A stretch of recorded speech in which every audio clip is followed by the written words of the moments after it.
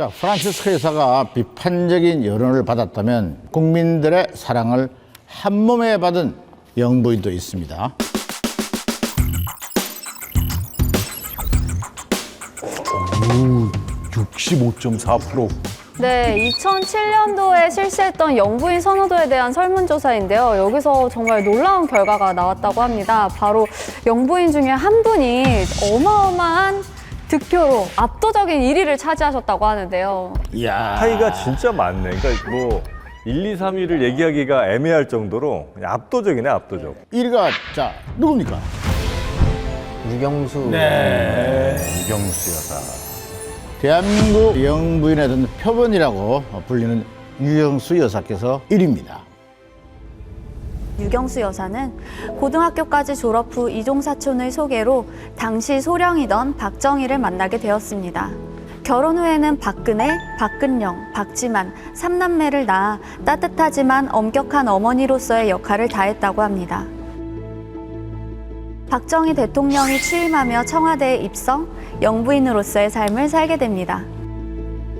유경수 여사의 로맨스도 프란체스카 여사 못지 않았습니다. 서로 처음 만났을 때부터 첫눈에 반했다 라는 말도 있고, 그다음에 일단 그 박정희 전 대통령도 초혼이 아닙니다. 그렇죠. 네, 재혼이거든요. 그렇기 때문에 이제 유경수 여사 집안에서 당연히 반대를 했는데 반대했다고 같이 가출을 해요. 아, 두 분이 동반 가출을 했어요? 네, 가출을 해가지고 결혼식은 했는데 친정아버지는 그 결혼식에 오지 않았고요. 사위가 대통령이 된 후에도 인정할 수 없다면서 청와대에 발길조차 하지 않았다고 합니다.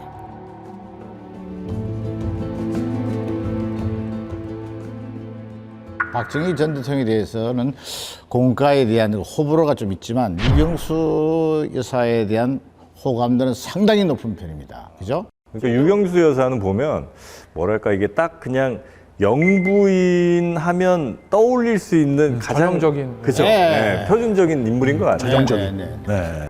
근데 그게 생각해보면 당연할 수밖에 없는 게 오래 했잖아요. 아, 뭐 그럴 수도 있지. 한 18년 정도. 네. 아주 활발하게 사회활동 하셨어요. 그죠? 그래서 그때 당시에 물론 한국이나 동양에서 최고 이미지하면 어머니 이미지 아니었습니까? 그렇죠. 예, 그런 점에서 언제나 생각나는 우리 모두의 어머니 이런 이미지를 갖고 있는데 그중에 이제 특징적인 게 혹시 그 립스틱 짙게 바른 유경수 여사의 사진이나 동영상을 본 적이 있습니까? 없어요. 없어. 그리고 국민들에게 위화감을 줄 수 있다. 그래서 18년 동안 한 번도 목걸이를 한 적이 없고 어쩌다가 한 번씩 가끔 귀걸이는 좀 했죠. 그 정도로 이제 꾸밈이 없는 그런 어머니 모습. 이경계 선배님은 유경수 여사님에 대해서 뭔가 기억에 남는 게 좀 있으신가요? 거의 동시대에 살았죠. 네. 저도 제가 초등학교, 중학교 때까지 아마 영부인으로 계셨던 시대에 살았는데 나 환자들의 손을 잡고 이야기를 나눴던 모습이 조금 기억이 남습니다. 네, 나 환자들을 도운 사업, 그때는 구라 사업이라고 그랬습니다.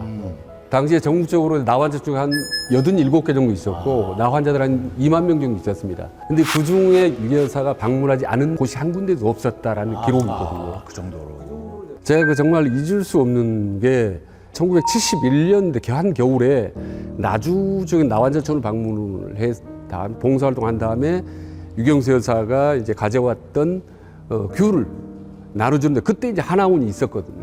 근데 귤 하나 이렇게 줄려다가 멈칫하더니 뒤돌아서서 다시 그것을 딱 까가지고 하얀 종이 접시에다 담아서 줍니다.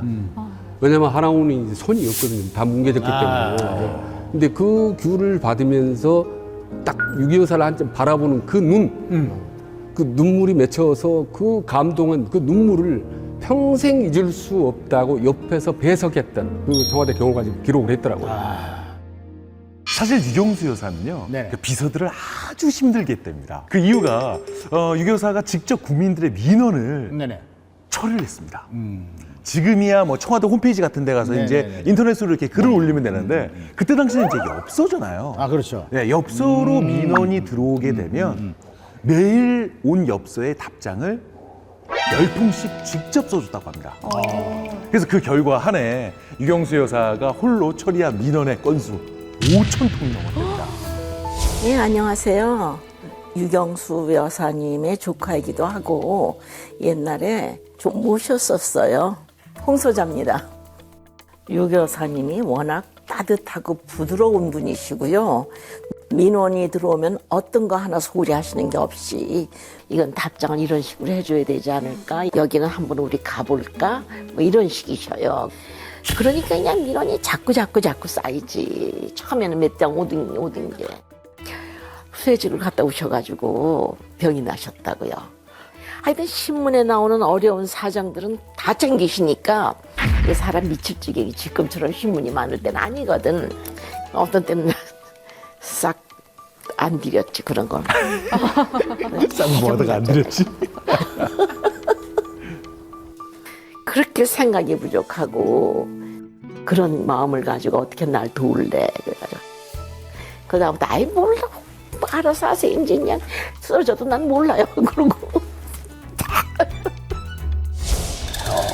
많기는 많네요, 5,000통이면. 근데 한 명이 5,000통의 답장을 썼다는 건 진짜 보통 일이 아니었을 것 같아요. 사실 그 한두 개가 아니고 또 우리 영부인이 어디서 어떻게 돈이 나서 몇천 개의 민원을 처리했을까? 이것도 사실 의문이거든요. 그렇죠. 그렇죠. 네. 혹시 유 여사께서도 뭐 비자금이 좀 있었습니까? 특수활동비라는 게 있습니다. 이 특활비. 대통령이나 특활비라고. 그게 사실은 영수증 없이 쓰는 돈이거든요. 받아서 그럼 쓰면 돼요. 네네네. 아무도 몰라. 보지도 않아. 그런데 유경수 여사가 활동비를 어떻게 썼는지 그 집행 내역을 낱낱이 적은 아주 자세히 적은 격리장부가 30년 만에 공개가 됐습니다. 그래요. 영부인의 지금, 장부가 야. 세상에 공개되는 게 쉬운 일은 아닐 것 같은데 너무 신기하네요. 보시면은 우리 예전에 어머니들 쓰시는 가계부처럼 돼 있잖아요. 여기 보면 업계동무 125로 대금 이렇게 써 있고 여기 보면 김정규 경기도 의정부시 수술비 그러면은 의정부에 사는 김정규 씨의 수술비 수술비를? 그때 돈으로 10,000원을 내가 줬다 이거잖아요. 저 밑에 보면은 정상윤 나주여중 3학년 학비 그럼 이 학비를 18,160원 줬다는 거예요. 이게 보니까 73년도면 예 나도 굉장히 어려울 때였어요. 나도 굉장히 어려울 때였어요. 편지 보내보시죠. 편지 보냈어야 되네. 특활비 한번 말아보는 거죠. 많이 도와주셨네. 이 박정희 대통령이 20만 원을 매달 준답니다. 수표로. 20만 원을. 예, 그럼 그거를 이제 가지고 있다가 야. 지출을 이렇게 하는 거예요. 근데 이게 지출 내역을 어떻게 정하냐면 편지가 오잖아요. 그럼 편지를 보고 본인이 선택해서 아 여기는 꼭 도와줘야 되겠다. 이런 곳을 지정을 하는 거죠. 그러니까 김정규 씨 의정부에 사시는 나주 여주. 여기를 이제 유경수 여사가 자 여기다 돈을 보내야 되겠다 이렇게 얘기를 하면 그 비서관이 수표를 가지고 해서 현금으로 바꿨을 거 아니에요. 그걸 가지고 여사님이 시키는 데 가서 돈을 전달하는 거죠. 근데 여기서 한 가지 방식이 있었다 그래요. 왜냐면 수표를 은행에서 바꿨을 거 아니에요. 그럼 빳빳한 신권. 원래 이렇게 띠지 묶어가지고 신권을 주면 좋은데 근데 유경수 여사가 생각하기에 아주 어려운 사람들이 나한테 편지를 보내가지고 도와달라고 그랬는데 내가 빳빳한 신권을 주면 저 사람들이 부담을 느낄 테니 헌돈을 갖다 줘라. 그래서 신권이 아니라 헌돈을 좀 갖다 줬다고 하죠. 오야. 근데 저게 어쨌든 특활비라는 게 영수증 없는 돈이니까 막 써도 되는 건데 저거를 저렇게 얼마가 들어오고 어디다 썼다. 아까 보면 어깨동무 구독료도 있잖아요. 그치, 구독료 딱 나와 있더라고요. 대신해 준 거. 예, 그런 것까지 다 이렇게 저 작성을 한 거 보면 이 특활비를 특활비처럼 안 쓰고 정말 이제 정부 예산처럼 사용을 했던 거죠. 그러니까 이 특활비에 씌워져 있는 안 좋은 프레임들이 많잖아요. 좀 부정적인 이미지들이 많은데 이렇게 좀 돕는 데 많이 사용을 하시고 또 결백하게 청렴하게 이렇게 다 기입을 하신 걸 보니까 약간 좀 낯설기도 하네요. 원래 특활비는 영수증을 받으면 안 되는 거고 또 기록하면 안 되는 거예요. 그런 식이 이렇게 관례 비슷하게 내려와 있습니다. 그러니까 아마 저렇게 기록을 한 거는 실제로 어떻게 쓰여 왔는지 스스로 보기 위한 거지. 개인을 위한 용. 예, 개인을 위한 이제 그런 가계부 가능성이 같은 데 있습니다. 쓰는 거죠. 그만큼 그 돈에 대해서 상당히 그 용의주도하게 사용을 해왔다는 이제 증거죠. 유경수 여사가 정말 인기가 많았던 영부인이었는데 안 좋은 여론도 뭐 있었을 거예요, 그죠? 컴플렉스가 있었죠. 컴플렉스가 있었는데 이 컴플렉스에 대해서는 일부에서는 좀 말들이 많았다고 합니다. 그래요? 내가 여러분이 보기에 어디 가서 연사로다 초청을 받아서 얘기를 하게끔 생겨 있는지 살펴보세요. 조리 있는 그런 얘기를 할 적에 나도 어떻게 하면 저렇게 할 수가 있을까 여러분을 부러워하는 처지인데 내가 여러분께 그 발랄한 젊음을 좀 더 나누어 가질 수가 있지 않을까 싶어서 나왔다고 생각합니다. 이제 이때만 해도 뭐 아주 심하게 사투리를 쓰진 않지만 네네네. 기본적으로 이제 충청도 사투리가 있으신 거예요. 네, 그러다 보니까 네네. 뭔가 조금 충청도 하면 사투리 이미지가 어떤지 아시잖아요. 그렇죠. 좀 느릿느릿. 네, 느릿느릿하고. 왜 그래요, 이거? 네. 그러다 보니까 이제 거기에 대한 컴플렉스가 좀 있었는데 아마 그걸 고치기 위해서 나름의 노력을 또 많이 한 것 같더라고요. 맞아요. 왜냐면 이제 공식 행사가 많아지니까 이제 대중들이 우리 여사님 말투가 표준말이 아니네 이런 얘기를 하기 시작한 거예요. 본인이 약간의 컴플렉스가 되니까 이걸 고쳐야 되겠다. 그럼 발음 교정을 받으려면 누구한테 받아야 되죠? 아나운서한테 받아야 됩니다. 그래서 당시 이제 MBC에 강현숙 아나운서라는 분이 계셨다고 해요. 그래서 그분한테 매일 전화해서 이제 발음 교정을 받는데 문제는 당시 핸드폰이 있는 것도 아니고 그렇죠. 집 전화도 있는 게 아니고 이거잖아요. 교환 요거.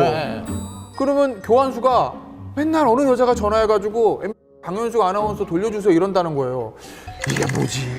왜 이상한 아줌마가 매일 강현숙 아나운서 찾지 이래서 그 교환수들이 좀 이상하게 생각했었다. 뭐 이런 얘기들이 전설처럼 뭐 흘러나오는데 믿거나 말거나입니다. 유 여사가 어떤 것을 유행시켰는지. 머리죠 머리. 헤어스타일. 그러니까 유경수 올림머리. 여사라면 그렇게까지 올렸나요? 많이 누구랑 많이 닮지 않았습니까? 박근혜 네. 아 그렇죠. 전 대통령. 닮았어요. 왜냐면 박근혜 전 대통령도 저 머리를 항상 하잖아요. 근데 이제 저게 우리 요새도 결혼식 가보면은 최근까지만 해도 양가 부모님이 이렇게 뭐 양가 부모님들이 많이 하는 헤어스타일이에요. 헤어스타일이잖아요. 네. 그 머리가 저때 유경수 여사 머리를 보고 고관 대작 부인들이 따라하면서 그게 이제 그렇게 하기 시작했다라는 됐고. 썰들이 있죠. 우리 한성윤 씨도 오늘 약간 그렇게 하시는 것 같은데. 네, 오늘 제가 신용 스타일까지는 아니지만 최대한 따라서 올림머리를 한번 해봤습니다. 드디어 알아봐 주시네요. 어떤가요? 저 정도까지 올리셨어야 되는데. 모자란가요? 아쉽다. 유경수 여사가 유행시킨 게 저 머리 말고 또 있어요. 그래요? 어떤 거요? 나왔다. 네. 한복. 한복.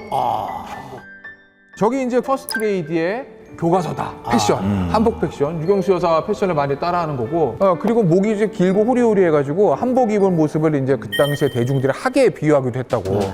그래서 이제 고관 대작 부인들이 머리는 따라했어요. 근데 사실 목 긴 건 어떻게 따라 못 하잖아요. 지금은 막 이게 안 되나. 그래서 목을 좀 길어 보이게 하려고 한복을 좀 깊게 파달라고. 이렇게 뭐 주문을 좀 했다고. 스타일을 따라하기 위해서. 네, 저 스타일을. 영부인들이 보면은 어떤 이런 이 의상, 패션에서 보여주는 어떤 메시지가 최근에 저희 그 멜라니아 여사의 어떤 패션에 담겨 있는 메시지도 굉장히 좀 세계인들에게 주는 게 좀 영향력이 있지 않았나 하는 생각이 들어요. 2017년 트럼프 대통령의 어떤 첫 취임식 때는 하늘색 정장으로 그거는 바로 애국주의랑 글로벌리즘을 상징했답니다. 근데 이제 최근에 이제 다시 이제 재선을 했을 때 긴 모자 챙이 있는 그거 너무 이상한 옷. 순간 트럼프가 키스를 하려고 했는데 안 닿았죠? 그 창 때문에. 그건 무슨 그 의미는 강도 높은 주목과 비판을 상징했다고 합니다.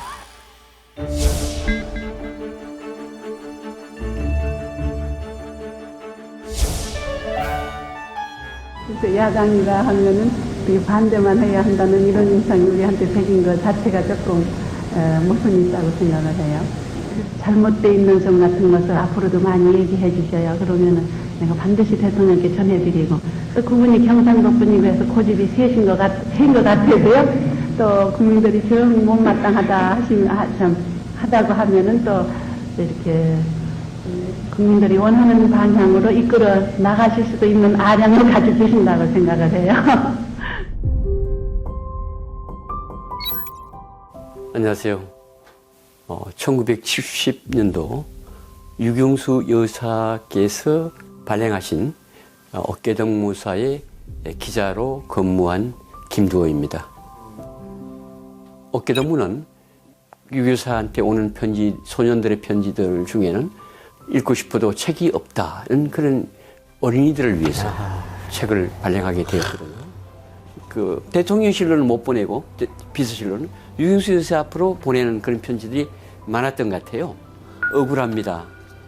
이런 일이 있었습니다.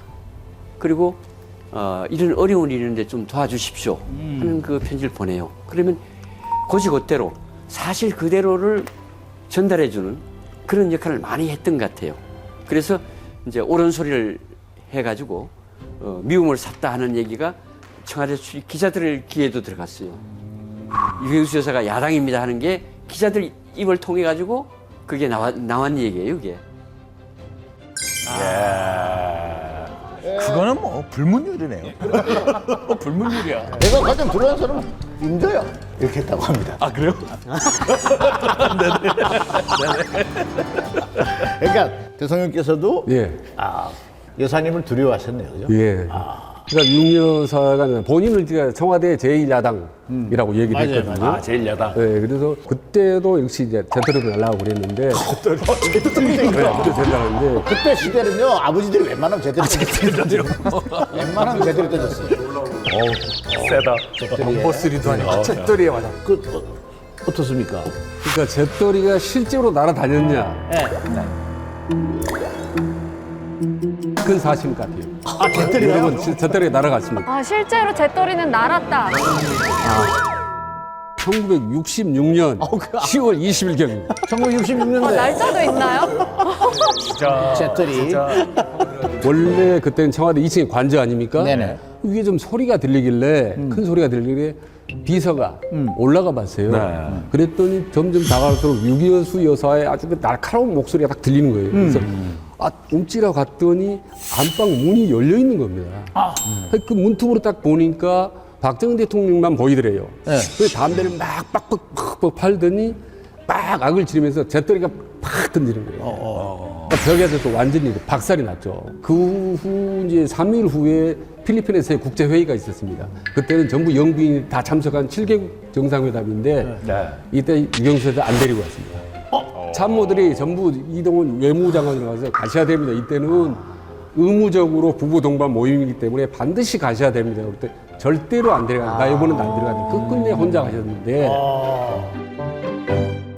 당시 이제 시중에 박정희 대통령하고 유경수 여사가 싸우니까 그러면 이제 두 사람의 이름을 앞글자를 따서 육박전 이렇게 불렀다는 거예요. 야, 그 말도 안 해. 육박. 근데 이제- 유경수, 박정희. 그렇죠. 네. 근데 유 여사가 좀 놀라운 게 말이죠. 쓴소리를 할 때는 상당히 정보를 영주도하게 보습니다. 일단 본인이 직접 가보거나 크로스체크하고 조간신문 다 보고 두 번째는 제2부속실에 일일 보고를 하게 합니다.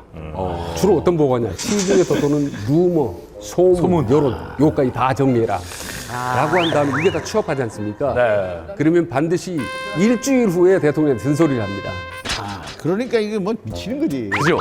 예. 국정에 도움이 되라고 얘기하지만 박정희 전 대통령께서 들을 때는 잔소리. 바가지.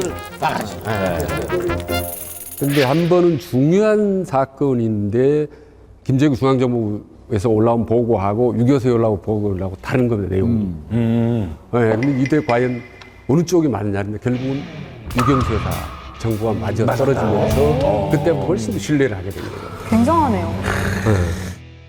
이렇게만 얘기하면 두 분 사이가 굉장히 안 좋았던 것처럼 비춰지지만 맞아요. 그렇지는 않았던 것 같아요. 오. 대통령 영부인 유경수 여사가 수고했습니다.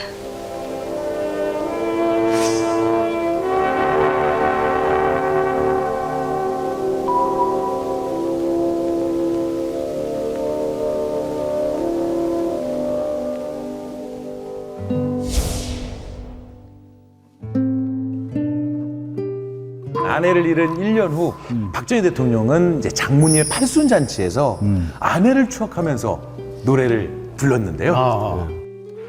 어머 옛날 노래.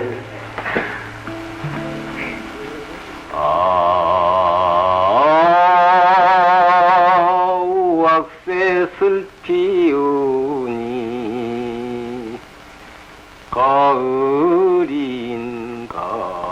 가을인가요 기나긴 그 세월 나를 울린다 여울의 아롱젖은 이즈러진 조각들 저 우는 것 같은데요, 약간? 안 나온단 말이야. 출랑 목이 맵네다.